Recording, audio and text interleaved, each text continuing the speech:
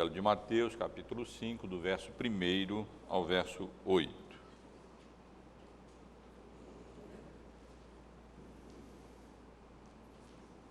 Vendo Jesus as multidões, subiu ao monte, e como se assentasse, aproximaram-se os seus discípulos, e ele passou a ensiná-los, dizendo: Bem-aventurados os humildes de espírito, porque deles é o reino dos céus.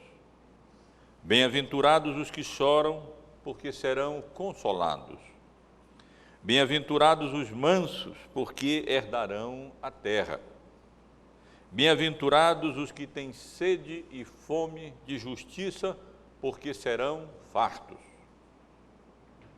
Bem-aventurados os misericordiosos, porque alcançarão misericórdia. E bem-aventurados os limpos de coração, porque verão a Deus. Meus irmãos, embora, num certo sentido, seja verdadeiro dizer que há, na realidade, basicamente dois tipos de religião: a religião verdadeira em Cristo e a religião falsa, que não se fundamenta na revelação bíblica, não se alicerça na vontade revelada de Deus na sua palavra. Por outro lado, nós podemos dizer que há vários tipos de religião e vários tipos de religiosidade. Utilizando o nosso próprio corpo como ilustração e como exemplo, como figura, podemos dizer que há religião de aparência ou da aparência, que focaliza o formalismo e os aspectos externos apenas da religião. Os fariseus professavam exatamente esse tipo de religiosidade. Eles davam enorme valor à aparência externa, como todos nós sabemos bem, mas não à sinceridade do interior, a sinceridade do coração. E eles foram repreendidos e chamados por Jesus de sepulcros caiados exatamente por causa disso, porque o exterior parecia limpo e caiado, mas o interior estava repleto de impureza, de sujeira e de imundícia. Há também aquilo que podemos chamar de religião das mãos, ou religião do ativismo, das boas obras. O espiritismo e o catolicismo praticam esse tipo de religiosidade que enfatiza as atividades humanas, enfatiza as obras das nossas mãos. Há também aquilo que poderíamos chamar de religião da cabeça, que focaliza o conhecimento, o intelecto, que coloca grande ênfase sobre a razão e acaba até submetendo a revelação bíblica à razão. A teologia liberal, a religião dos liberais, focaliza exatamente esse aspecto, enfatiza apenas o lugar da cabeça, do intelecto, da razão no que diz respeito à religião. E exatamente por isso eles desprezam e rejeitam os milagres, as intervenções sobrenaturais de Deus, que não podem ser explicadas pela razão, e mesmo a ressurreição e a obra redentora e salvadora de Cristo, que envolveu a sua ressurreição dos mortos. Há também aquilo que poderíamos chamar de religião da vontade, que enfatiza sobremaneira o livre-arbítrio e o papel da vontade na religião. O pelagianismo, o arminianismo e outros enganos, outros erros, enfatizam exatamente o papel da vontade humana. E, de modo geral, ela é bombardeada como se, na realidade, a salvação dependesse da nossa vontade, como se pela nossa vontade nós pudéssemos operar e realizar a salvação. quando na realidade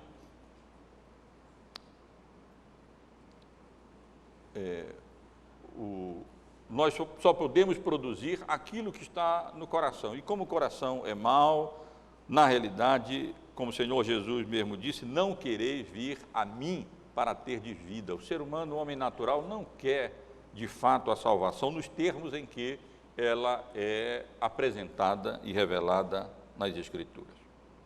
Há também a religião das emoções, a religião dos sentimentos, que enfatiza exatamente o papel das nossas emoções e dos nossos sentimentos na religião.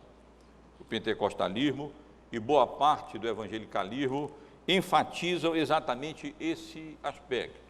Se durante um culto nos emocionarmos, as nossas emoções e os nossos sentimentos forem exaltados, então vemos um culto abençoado e Deus teria comunicado a nós as suas bênçãos, ainda que não possamos explicar ou não tenhamos compreendido aquilo que foi pregado durante a mensagem, e ainda que aquilo que foi pregado não tenha, de fato, provocado mudança alguma, mudança nenhuma nas nossas atitudes, na nossa vida, no nosso coração. A religião verdadeira, meus irmãos, a religião genuína, o cristianismo bíblico, ele é, acima de tudo ou antes de mais nada, uma religião do coração. Mas não se trata de uma religião de aparência, não se trata de uma religião de mãos, do ativismo, nem meramente da cabeça, do intelecto, ou da vontade, ou das emoções, mas como essa própria passagem que lemos nos ensina, a genuína religião cristã, ela tem que ser uma religião do coração. Coração nos termos bíblicos, como nós consideraremos, apontando para o interior do nosso ser, apontando para a sinceridade dos nossos propósitos, das nossas motivações, da nossa religiosidade, das nossas atitudes, da nossa vida. Estamos avançando na nossa exposição, já durante vários domingos, sobre essa passagem bíblica tão preciosa e tão conhecida no Sermão da Montanha, no Sermão do Monte, conhecida como as bem-aventuranças.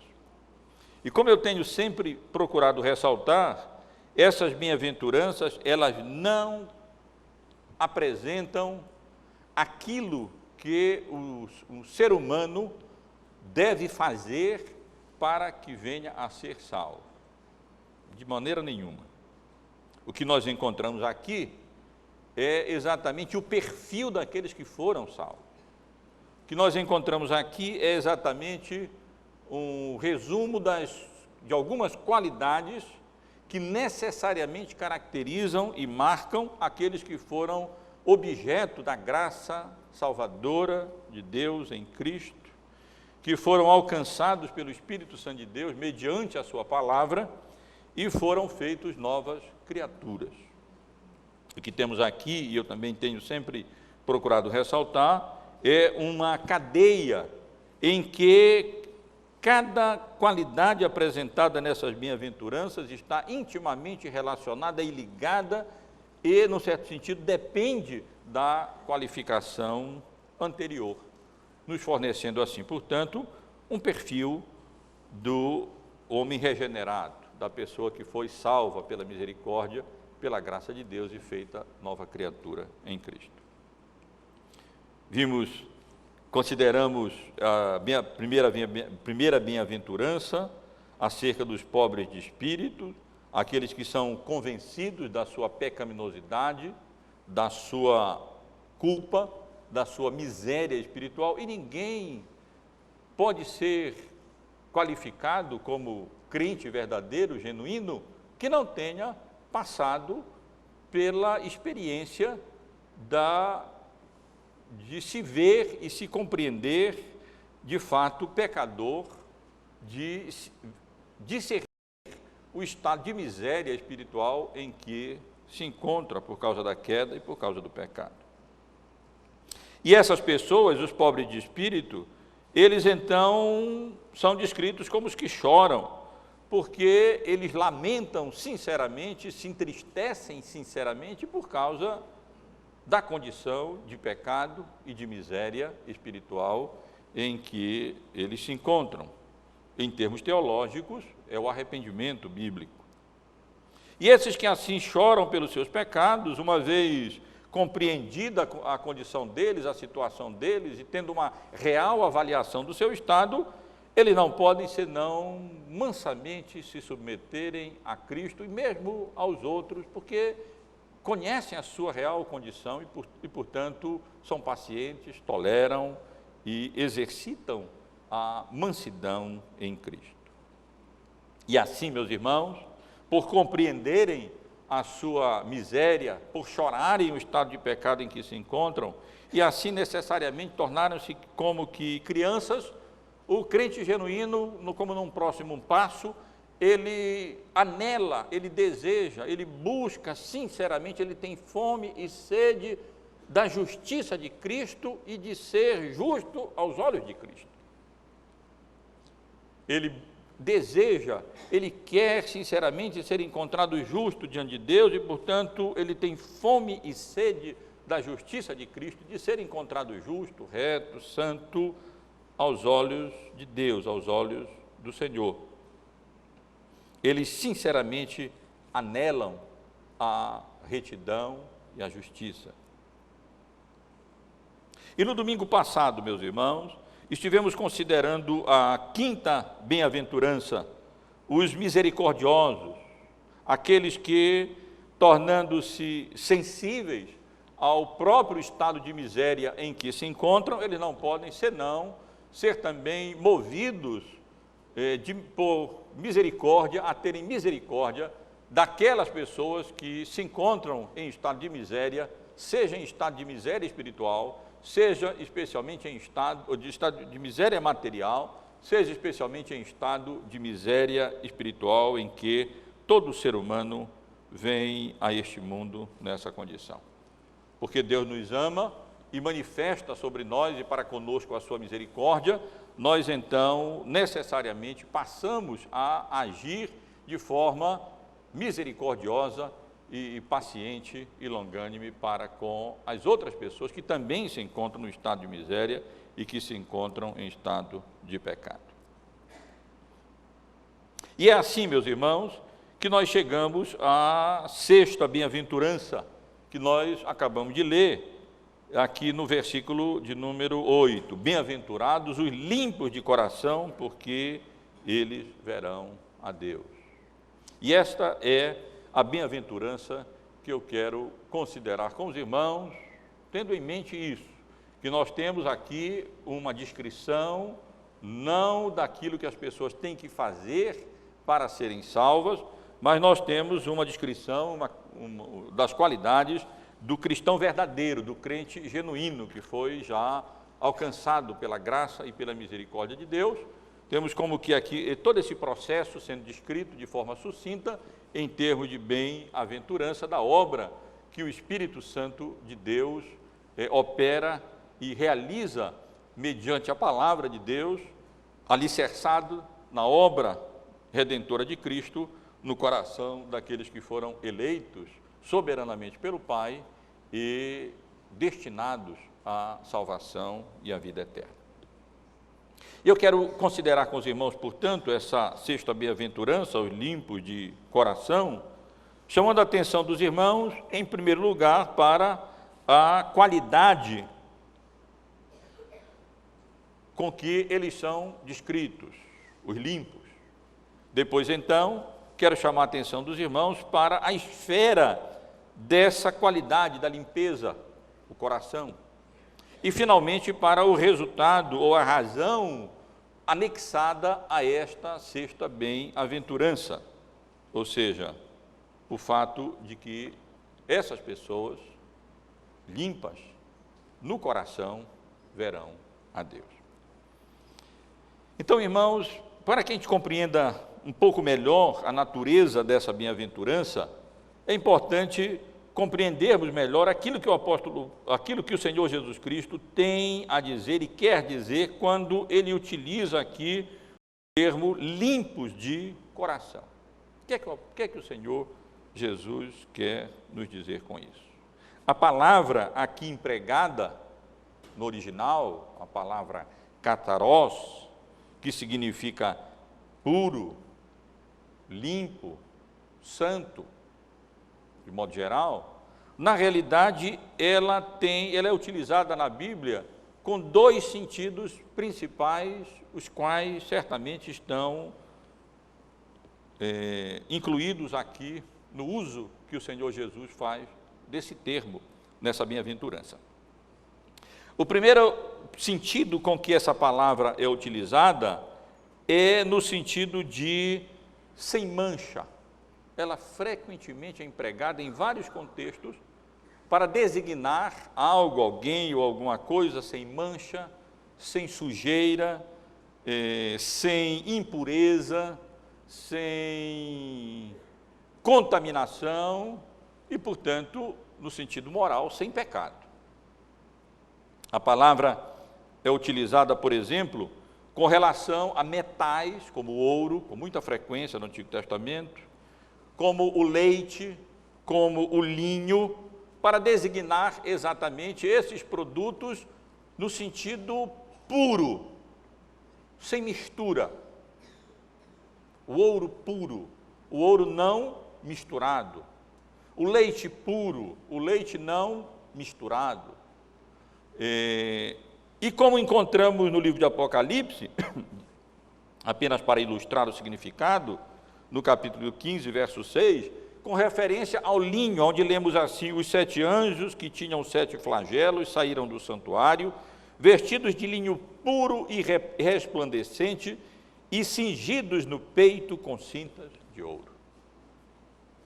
Esse é um dos sentidos, um dos usos frequentes dessa palavra na Bíblia, ou seja, para denotar produtos e materiais não falsificados, para usar uma linguagem hoje, não adulterados, também é uma linguagem de hoje, muito frequente, quando nós lemos sobre leite adulterado, remédios adulterados, gasolina adulterada e assim por diante.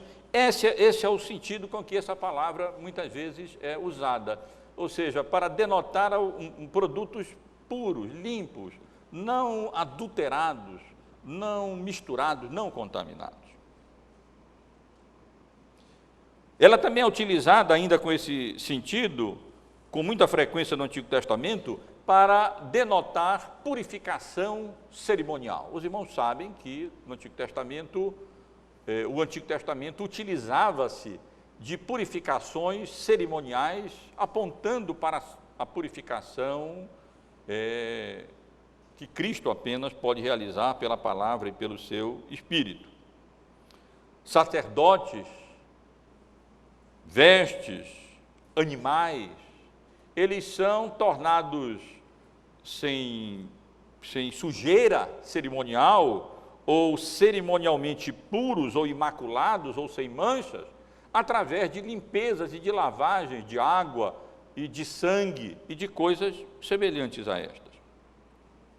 Na carta aos Hebreus, no capítulo 9, no versículo 22, nós lemos assim: com efeito, quase todas as coisas, segundo a lei, se purificam com sangue, e sem derramamento de sangue não há remissão. E o verbo aqui traduzido como purificam é um verbo exatamente correlato ao adjetivo puro, limpo, utilizado por Jesus aqui, kataros, o verbo katarizo. Como os irmãos podem perceber pelo som da palavra, o verbo está intimamente ligado.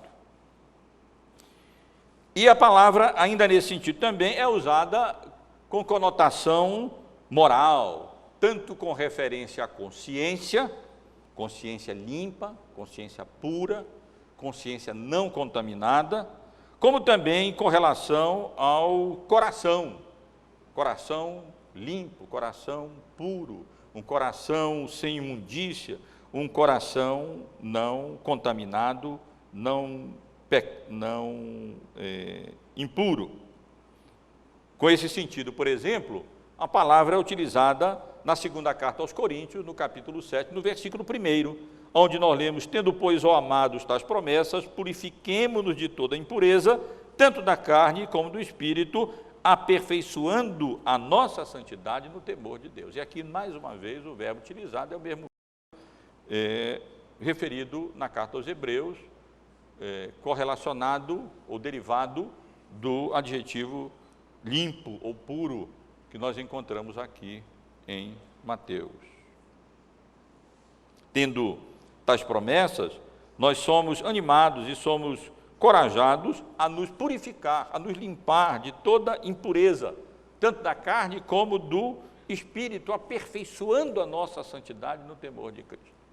Os irmãos encontram várias passagens bíblicas em que a palavra é utilizada exatamente nesse sentido, onde nós somos exortados a ter um coração puro, um coração não contaminado, um coração não adulterado, onde nós somos exortados a ter consciência pura, consciência não avariada, consciência não contaminada, consciência não adulterada, ou espírito puro, não contaminado, não adulterado com o pecado nesse sentido moral.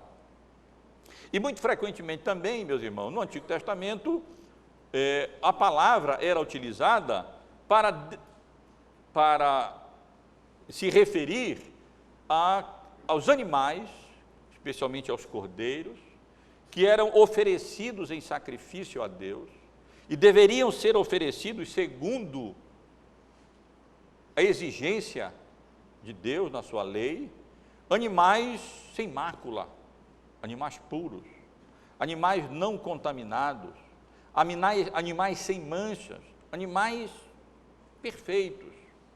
E nós sabemos muito bem que, ao assim fazer, o Antigo Testamento estava apontando para o Cordeiro de Deus, Cristo, o Cordeiro sem mácula, o Cordeiro sem mancha, o Cordeiro sem defeito algum, que foi oferecido por Deus, como se fosse uma oferta pelos nossos pecados, para que pudéssemos ser salvos, justificados diante de Deus e purificados da nossa iniquidade, do nosso pecado, através do sangue de Cristo, que inúmeras vezes é mencionado no Novo Testamento como sendo aquele instrumento que Deus utiliza para purificar os nossos pecados. O sangue de Cristo nos purifica de todo pecado. Ele nos limpa de todo pecado.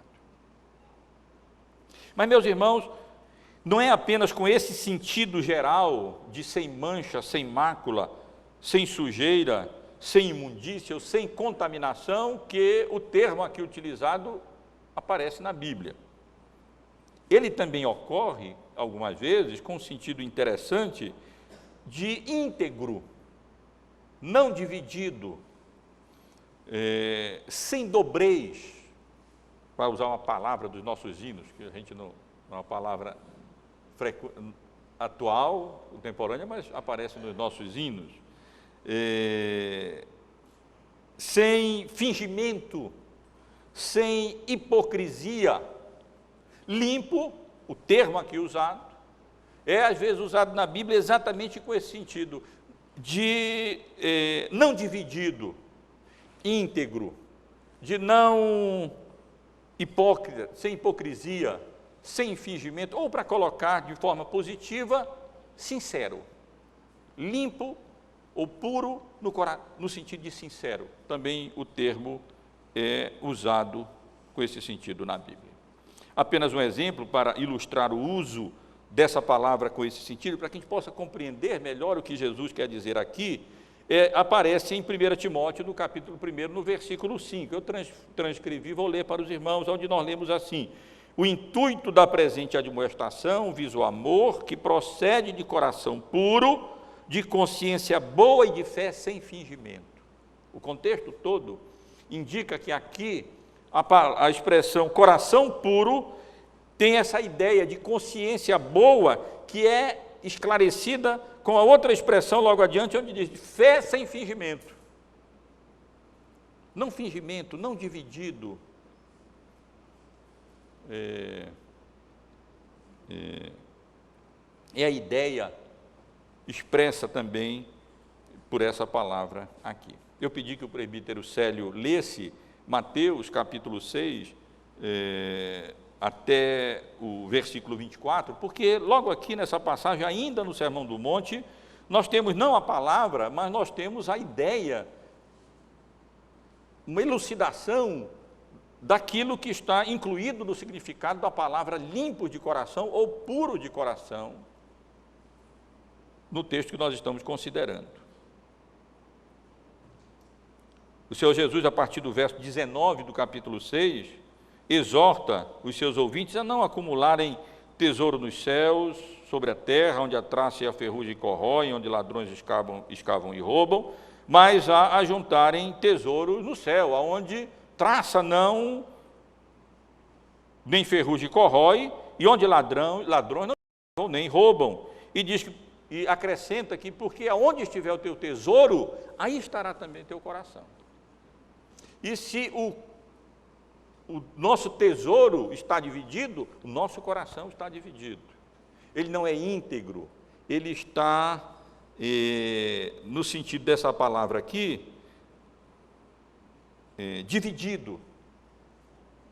E Jesus é muito mais claro ainda, logo a seguir, no versículo 24, quando ele diz: ninguém pode servir a dois senhores, porque ou há de aborrecer-se de um e amar a outro, ou se devotará a um e desprezará o outro. Não podeis servir a Deus e a riquezas, não podeis servir a Deus e as concupiscências do mundo, da carne, da vida. Isso é dobrez, isso é um coração dividido, isso aponta para um coração não sincero, mas para um coração hipócrita, que quer viver a vida cristã com o pé no mundo, que imagina poder servir a Deus sendo escravo da riqueza, do dinheiro, do poder, do mundo, sem Deus. E é exatamente isso também a que Jesus se refere aqui. Há uma outra passagem que nos ajuda a compreender, em Tiago, no capítulo 4, nos versículos 4 e 8, onde nós lemos assim: infiéis, não compreendeis que a amizade do mundo é inimiga de Deus? Aquele, pois, que quiser ser amigo do mundo, constitui-se inimigo de Deus. E no verso 8, chegai-vos a Deus, e ele se chegará a vós outros. Purificai as mãos, pecadores, vejam, purificai as mãos, pecadores, e vós que sois de ânimo dobre, dobreza, a que eu me referi há pouco, limpai o coração. Esse texto elucida muito a sexta bem-aventurança. Verso 4, infiéis, não compreendeis que a amizade do mundo é inimiga de Deus? Aquele, pois, que quiser ser amigo do mundo, constitui-se inimigo de Deus. E o verso 8, chegai-vos a Deus, e ele se chegará a vós outros. Purificai as mãos, pecadores, e vós que sois de ânimo dobre, vós que sois divididos, vós que não sois sinceros, vós que sois hipócritas, limpai o vosso coração, purificai o vosso coração dessa divisão interna, através da qual alguém quer viver, servir a Deus, mas ao mesmo tempo, igualmente, quer servir a Deus com o pé no mundo, com a impureza do mundo, com escravizado a riquezas, ao dinheiro, à fama, de tal maneira que aquilo que move na realidade não é o intuito de agradar a Deus, de servir a Deus, de glorificar o seu nome, mas é o mundo. E Cristo acaba não passando de um apêndice na vida, porque se quisermos servir a dois senhores, ou nós vamos agradar um e aborrecer o outro, ou nós vamos contentar um e o outro e aborrecer a um. O que esse texto tem em mente, quando o Senhor Jesus utiliza emprega aqui a palavra os limpos de coração, os puros de coração, meus irmãos, é exatamente essas ideias que eu estive considerando aqui com os irmãos. É um coração livre de imundícia, livre de sujeira, livre de contaminação, livre de pecado e particularmente livre de divisão. Um coração que de fato tem como propósito maior aquilo que os nossos símbolos de fé dizem: glorificar a Deus e gozá-lo para sempre. E não o mundo e gozar do mundo para sempre, como se fosse isso possível. E um dos bons exemplos desse tipo de coração inclinado para uma coisa só, limpo de desvios, de sujeira e de impureza e de dobrez e de hipocrisia, como lemos há pouco, é o apóstolo Paulo. Como nós vimos aqui um homem, aquilo que nós chamamos de uma mente só, movido por um grande interesse na vida, que permitia com que esse grande interesse, esse grande alvo, essa grande meta, esse grande objetivo, de fato, norteasse, dirigisse e influenciasse toda a sua vida. Essa pessoa não tem como deixar de perceber, é o apóstolo Paulo. Escrevendo aos Filipenses, ele disse: uma coisa faço, esquecendo-me das coisas que para trás ficam, e avançando para o alvo, prossigo para o prêmio da soberana vocação de Deus em Cristo Jesus. Uma coisa eu faço, diz Paulo.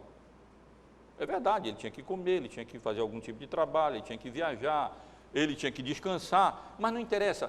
Tudo isso que ele fazia eram subdivisões dessa uma coisa que ele fazia. E essa uma coisa que ele fazia, que movia a sua vida e que determinava as suas escolhas, as suas motivações, os seus propósitos, os seus planos, era prosseguir para o alvo, para o prêmio da soberana vocação cristã, da vocação de Deus em Cristo Jesus. Esse chamado de Deus para a vida e para a salvação que nós temos pela graça e pela misericórdia de Deus em Cristo Jesus. Paulo era assim.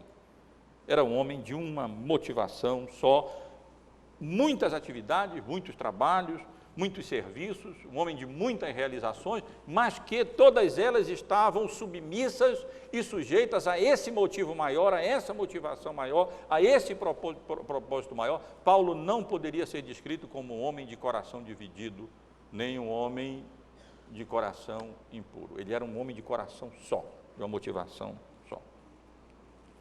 Já no livro de Atos dos Apóstolos, no capítulo 20, no versículo 24, Paulo diz, exclama, numa expressão bem conhecida, já estudamos, já tive a oportunidade de chamar a atenção dos irmãos para ela, quando expusemos o livro de Atos: contanto que complete a minha carreira e o meu ministério que recebi do Senhor Jesus para testemunhar o Evangelho da graça. Paulo diz, olha, eu não me importo de ser preso.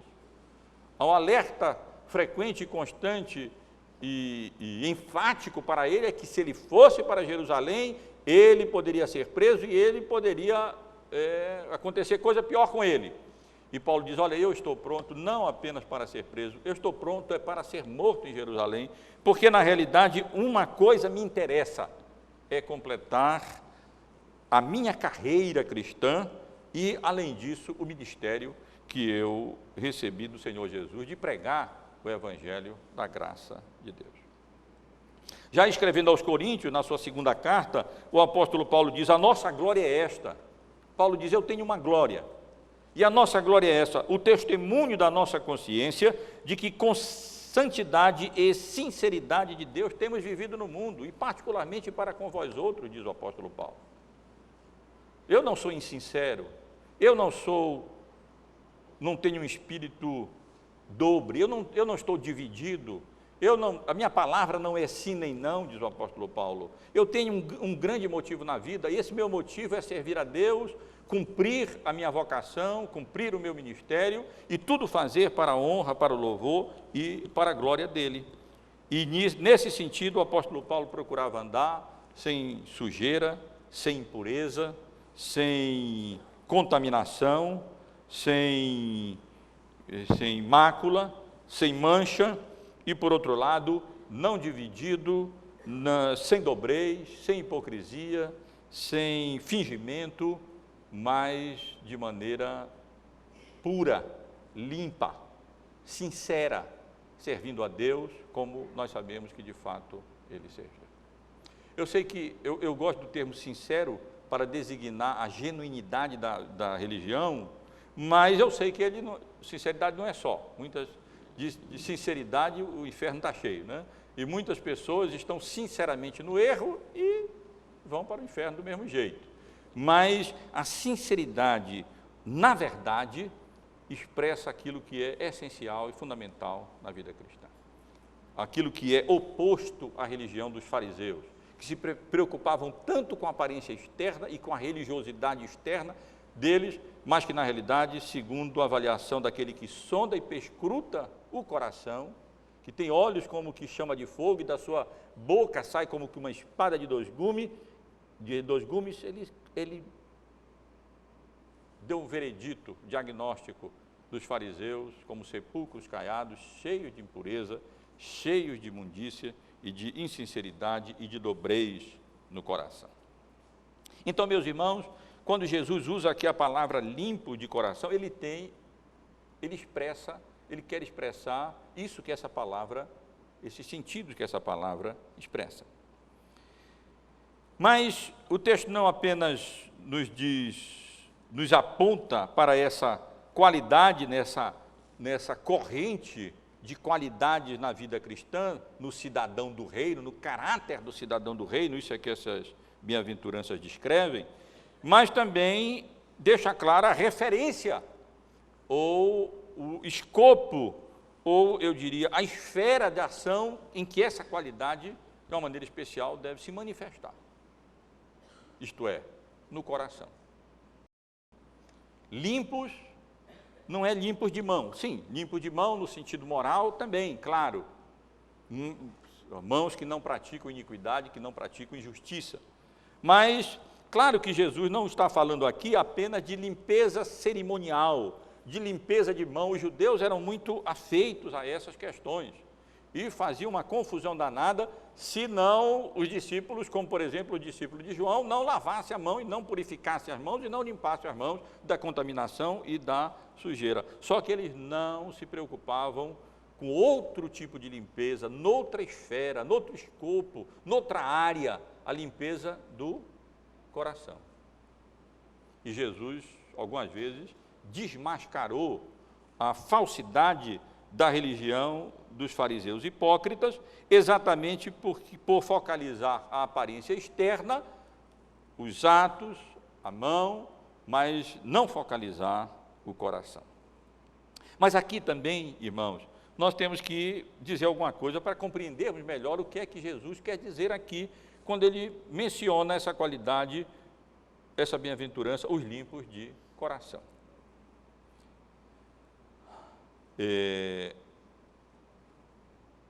Coração, como utilizada por Jesus nesse sentido, não se refere a esse nosso órgão físico que bombeia o sangue e que, se parar de bater, a gente morre. Mas se refere, sim, a aquilo que hoje de manhã estivemos estudando sobre a parte imaterial, o elemento imaterial do homem. Coração é utilizado na Bíblia como sinônimo e para denotar, na realidade, a essência do nosso ser humano. Ele não se refere apenas a intelecto, ele se refere ao intelecto também, mas não somente a intelecto. Por exemplo, quando nós lemos em Mateus, no capítulo 9, versículo 4, por que cogitais o mal no coração? É uma faculdade de pensamento, de raciocínio, de intelectual, que Jesus diz que se trava e que se dá, na realidade, no íntimo do nosso ser. Lá no íntimo, aqueles fariseus estavam cogitando, pensando o mal. Ele inclui também coração na Bíblia, como Jesus, como é utilizado, inclui emoções também, mas não só emoções.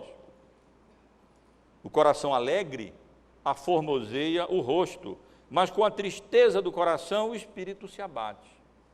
Coração é onde a gente se alegra, aonde a gente se entristece, porque ele é visto na Bíblia como a sede também das nossas emoções. E inclui também a vontade, os desejos bons e maus, mas não só a vontade e desejo. Lemos em Romanos 1, verso 24, falando da concupiscência do seu próprio coração, e indicando e apontando exatamente para esses fortes desejos que a Bíblia chama de concupiscências, pode ser positivos ou negativos. Quando positivo, dificilmente são traduzidos por concupiscência, mas por forte desejo, e quando negativo, muitas vezes traduzido por concupiscência, dando essa ideia de desejo intenso e negativo e mal. Esses desejos também, eles ocorrem no coração. Mas, como eu digo para os irmãos, o coração, nesse sentido, não material, mas imaterial na Bíblia, não inclui apenas o intelecto, as emoções e as nossas emoções e os sentimentos. Ele aponta especialmente para o centro da nossa personalidade.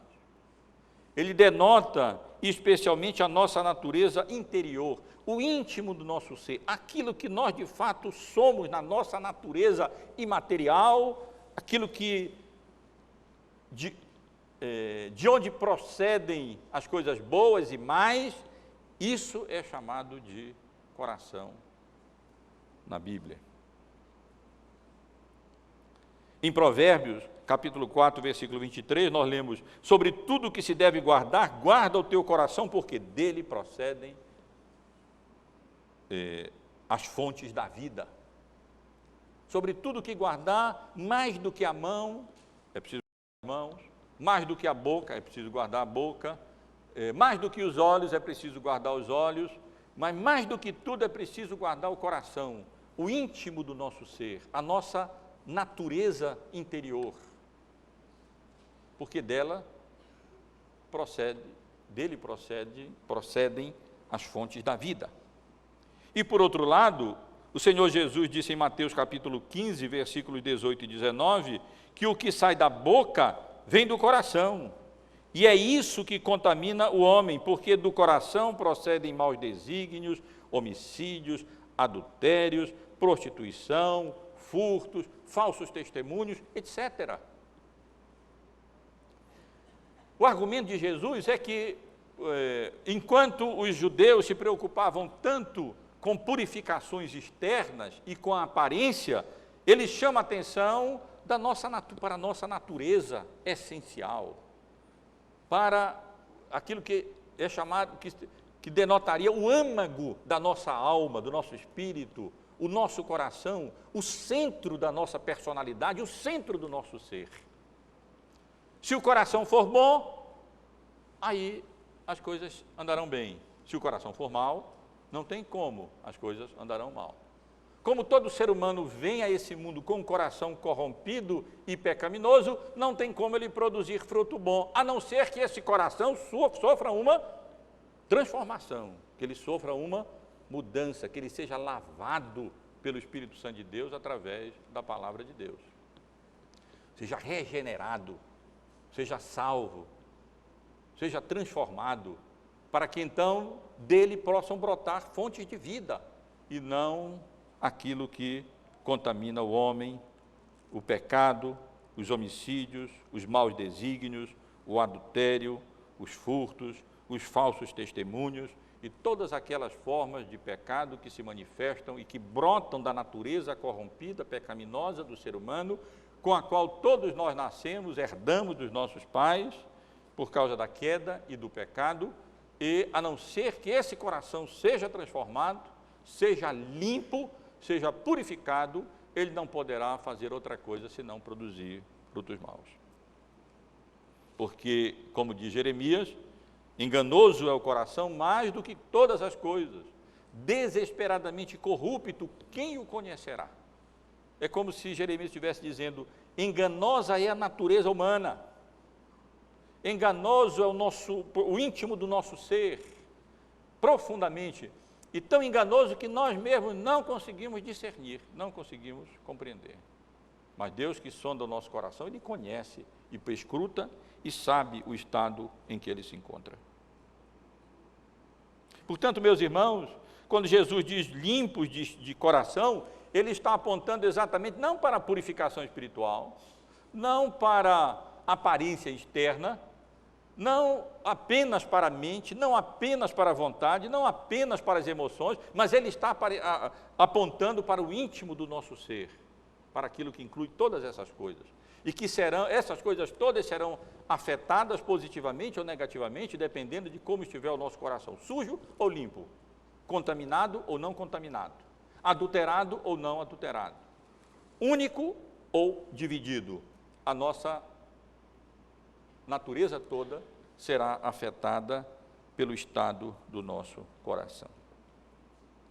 Mas o texto avança, meus irmãos, e ele inclui não apenas a qualidade aqui descrita de limpeza, purificação, pureza, não apenas a esfera interior, o íntimo, a alma, o coração, o âmago da alma, o coração, mas, como em cada bem-aventurança, nós encontramos aqui uma razão ou resultado anexado a essa bem-aventurança. E essa é uma das razões isso é chamado de o sumo bem. Usavam um termo latino, os teólogos, os filósofos. O sumo bem, qual é o sumo bem? O sumo bem é ver a Deus. O maior bem que a gente pode ter na vida é contemplar a Deus, é ver a Deus. E, evidentemente, segundo o ensino bíblico, não só dessa passagem, mas do ensino bíblico como um todo, ninguém verá a Deus, pode ver a Deus, a não ser que tenha um coração limpo. Os irmãos conhecem bem a passagem em Hebreus capítulo 12, verso 14, onde nós lemos que sem santificação ninguém verá o Senhor. Não é nada diferente do que é dito aqui. Sem purificação, sem santificação, contaminados, em pecados, com coração manchado, sujo, dividido, ninguém.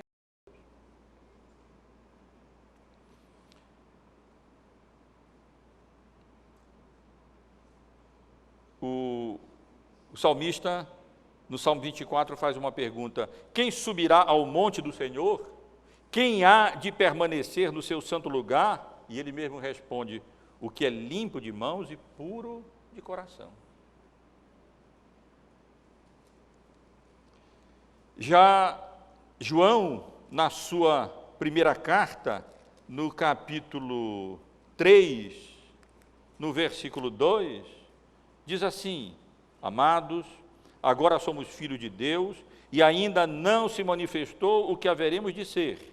Sabemos que quando Ele se manifestar, seremos semelhantes a Ele, porque haveremos de vê-lo como Ele é. E a si mesmo se purifica todo que nele tem essa esperança, assim como Ele é puro. Todas essas passagens se referem, na realidade, a uma mesma doutrina, a uma mesma verdade bíblica. Isto é, Deus é santo, Deus é santíssimo, Deus é absolutamente puro.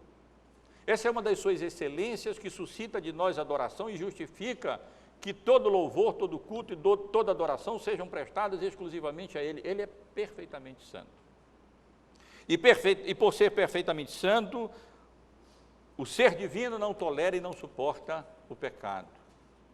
E, portanto, é necessário, para que nós nos aproximemos de Deus, ou subamos no seu santo monte, ou vejamos a Deus, tenhamos o coração limpo, purificado, lavado da iniquidade, da injustiça, da corrupção, da sujeira, da hipocrisia e do pecado.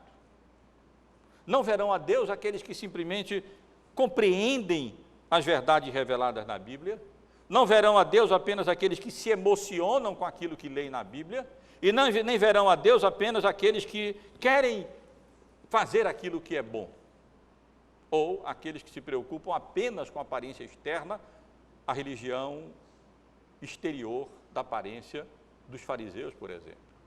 Verão a Deus aqueles que forem limpos de coração, puros de coração, no seu íntimo, no seu ser, incluindo a ausência de sujeira, de imundícia, incluindo também a sinceridade em contraste com o espírito dobre, dividido, um pé na igreja e um pé no mundo. É evidente, meus irmãos, que essa bem-aventurança não deve ser compreendida no sentido físico, porque Deus é espírito. Deus não tem corpo. Ele é um espírito puro.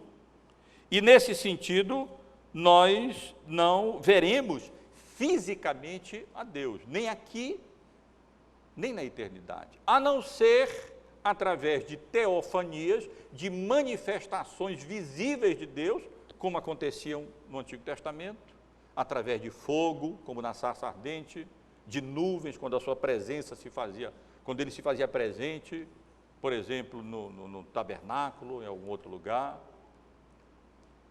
Ou ainda, e aí sim, podemos ver a Deus fisicamente, na pessoa do seu Filho, que veio a esse mundo, assumiu a nossa natureza humana, nasceu de mulher, mas sem pecado, e foi assunto aos céus com essa natureza humana glorificada, e então nós haveremos de vê-lo quando formos para a glória. Apenas nesse sentido. Mas não no sentido de ver a Deus espiritual, ver a Deus o Pai, porque Deus é espírito e jamais nós o veremos fisicamente, porque ele não tem corpo. Então, em que sentido nós devemos entender essa bem-aventurança segundo a qual os limpos de coração verão a Deus? Verão a Deus e veem a Deus nessa vida e na vida vindoura. Vemos a Deus nesta vida em vários sentidos. Vemos a Deus na criação, através dos olhos das Escrituras. O incrédulo não vê Deus na criação. O incrédulo, por incrível que pareça, ele avança nos estudos, ele se torna um geólogo, ele se torna um biólogo, um químico, um físico, faz bacharelado, mestrado, doutorado, pós-doutorado, dedica-se à pesquisa e estuda a criação, mas ele não vê Deus. Como aquele astronauta que disse que foi à Lua e não viu Deus. Ninguém esperaria que ele visse Deus nesse sentido. Calvino disse que para vermos a Deus na criação, nós precisamos dos olhos das Escrituras e dos óculos da fé. É preciso um coração regenerado, transformado, mudado, e à luz da palavra de Deus, então nós nem precisamos de bacharelado nem de nada disso. Nós olhamos uma florzinha sem coisa nenhuma e nós vemos a Deus. Que quão soberano e gracioso e bondoso e misericordioso é o Criador que fez esse mundo em toda a sua complexidade, perfeição, variedade e beleza. Nós vemos a Deus na criação, sim, sem sermos panteístas, sem confundirmos Deus com a criação. Vemos a Deus na obra da providência, ou os irmãos não veem Deus na obra da providência?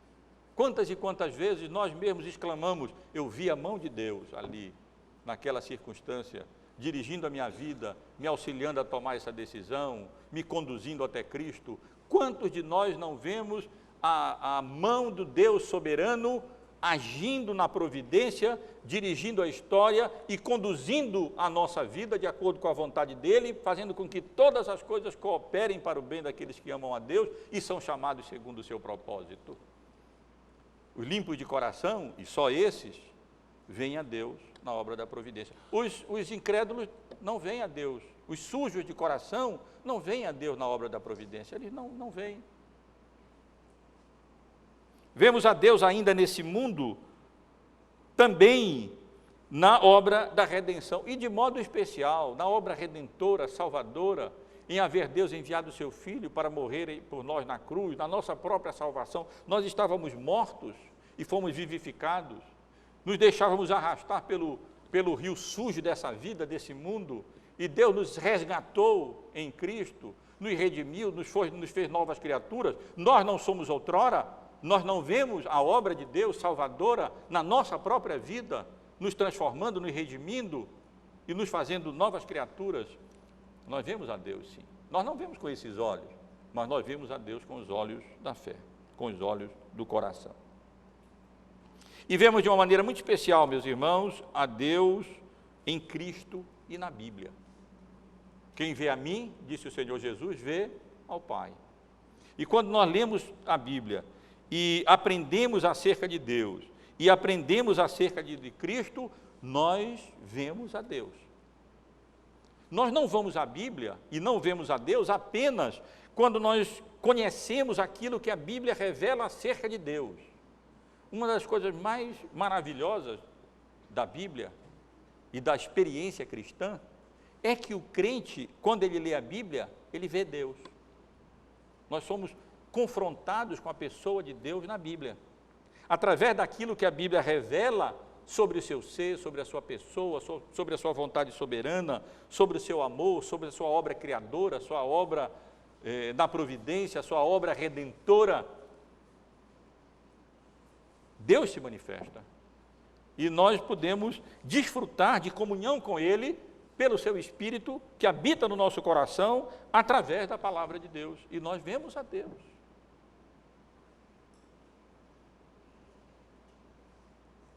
Através disso tudo, com certeza, meus irmãos, o crente pode dizer como Jó: eu te conhecia só de ouvir, mas agora os meus olhos te veem.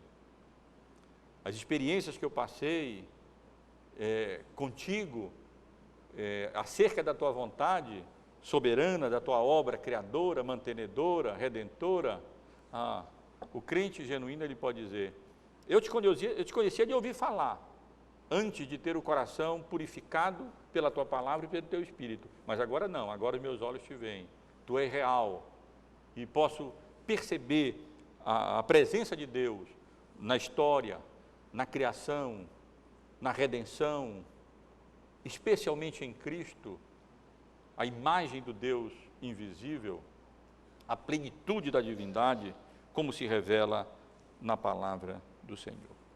Mas certamente, meus irmãos, essa referência, como as demais, e eu já tive a oportunidade de chamar a atenção dos irmãos para isso, nas nossas considerações sobre essas bem-aventuranças, elas têm sempre uma nota escatológica, elas sempre terminam na eternidade. E a razão o resultado anexado a essa bem-aventurança, verão a Deus, é real nesse mundo, mas não se consuma nesse mundo. Não se realiza plenamente nesse mundo, mas se realiza plenamente na glória. Nesse mundo, por causa da queda, por causa do engano, por causa do erro, por causa do pecado, por causa da nossa natureza corrompida, por causa do nosso coração sujo, não íntegro,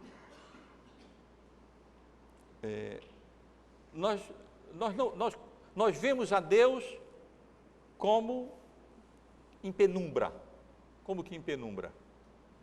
E a graça e a glória dele não se manifestam de modo pleno nesse mundo corrompido de pecado, para nós, pecadores, que temos o coração contaminados também pelo pecado.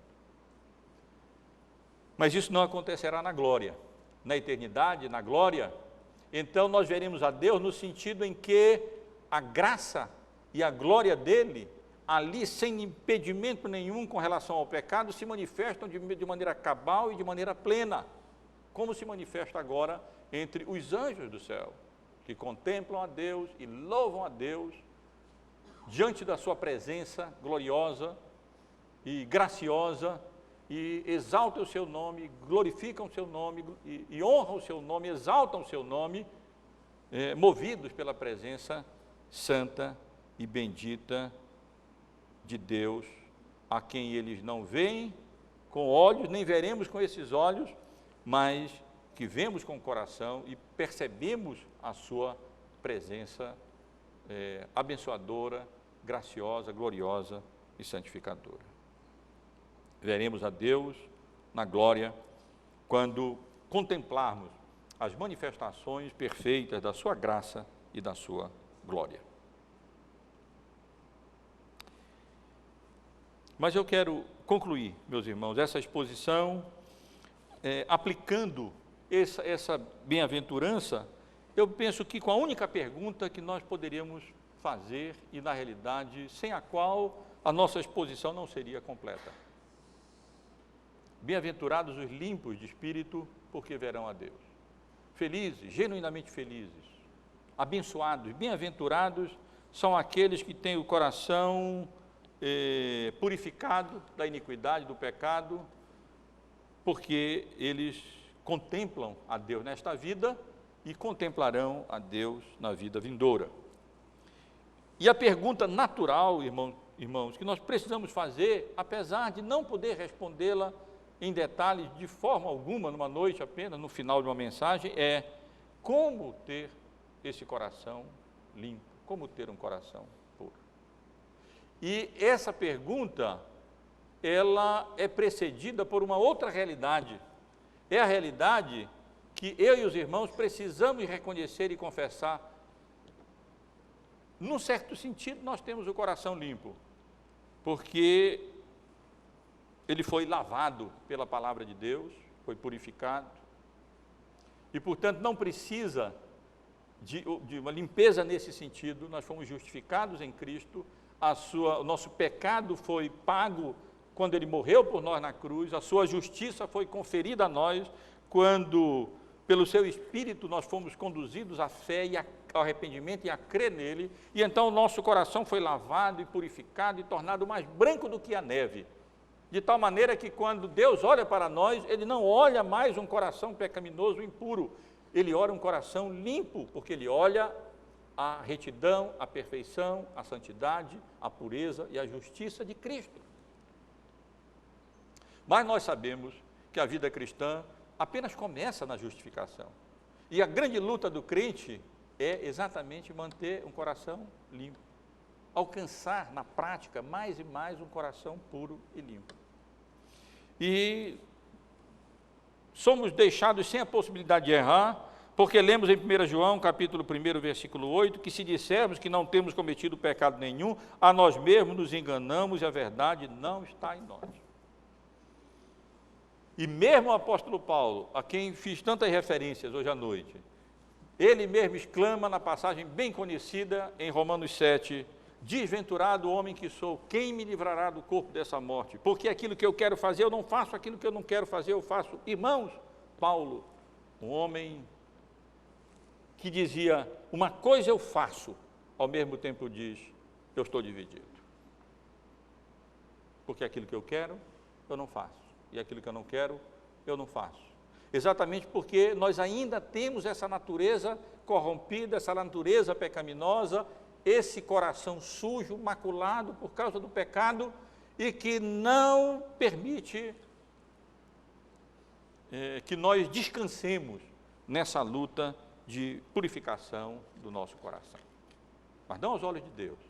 Aos olhos de Deus, aqueles que foram lavados no sangue do Cordeiro estão limpos, porque os nossos pecados, presentes, passados, futuros, foram todos eles colocados debaixo do sangue de Cristo, de tal maneira que quando Deus olha para nós, Ele olha através do sangue do Cordeiro, e como que esse filtro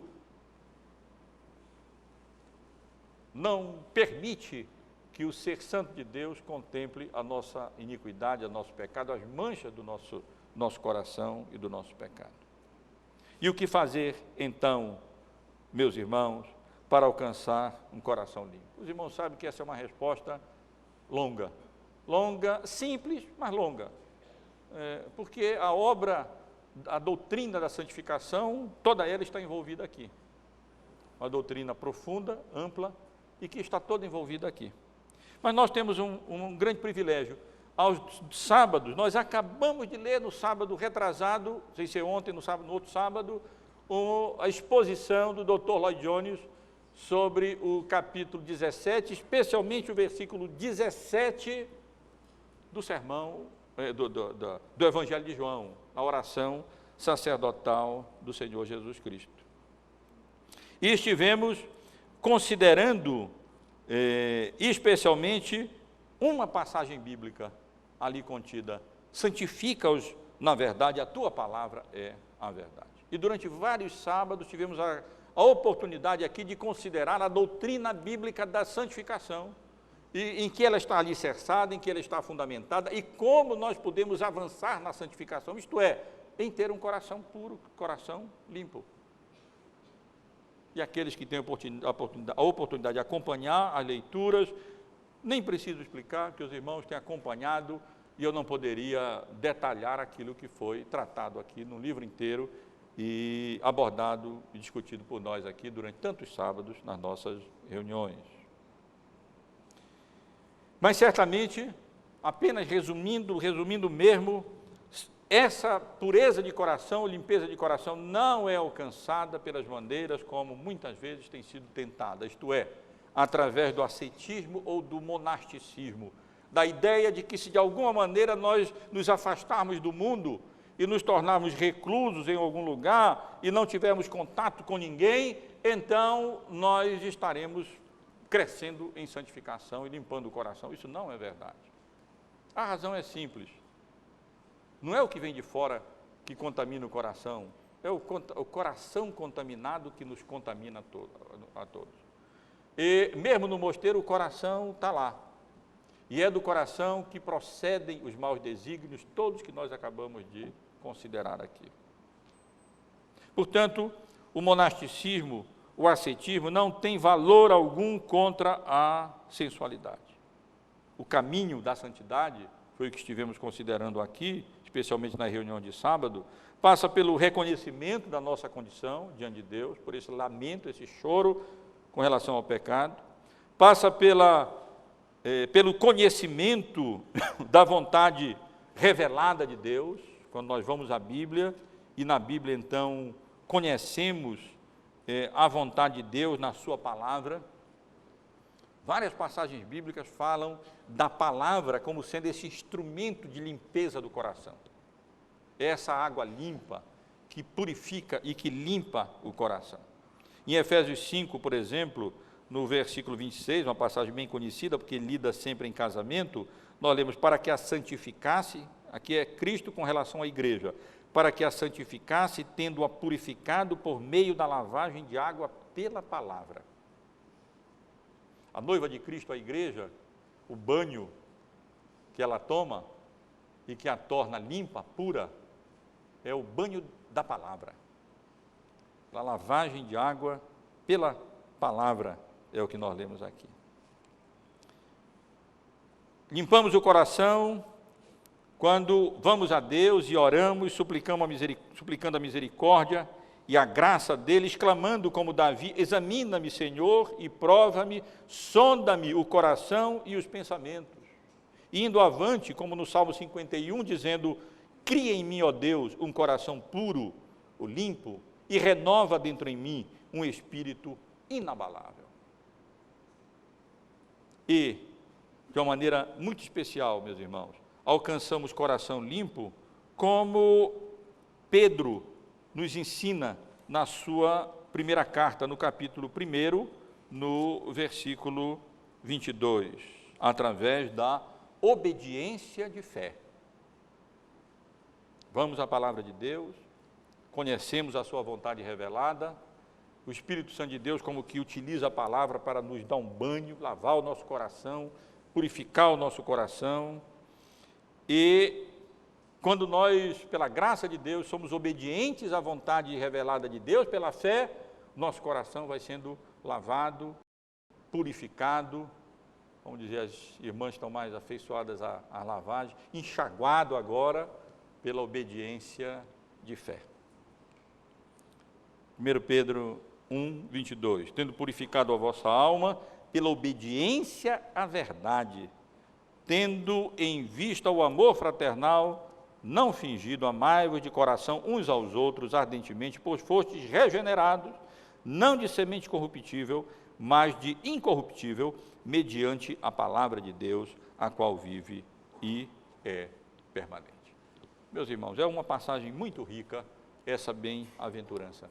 E Deus nos dê a graça dele, e seja misericordioso para conosco, de modo que, reconhecendo que temos esse coração contaminado, lutemos pela graça do Senhor, pela misericórdia de Deus, através da palavra e do Espírito, para não ter esse coração contaminado, nem maculado, nem sujo, nem dividido, buscando em primeiro lugar o reino de Deus e a sua justiça, de modo que todas as coisas serão colocadas no seu devido lugar, e então procurando servi-lo de todo o nosso coração, de toda a nossa alma, de todo o nosso entendimento.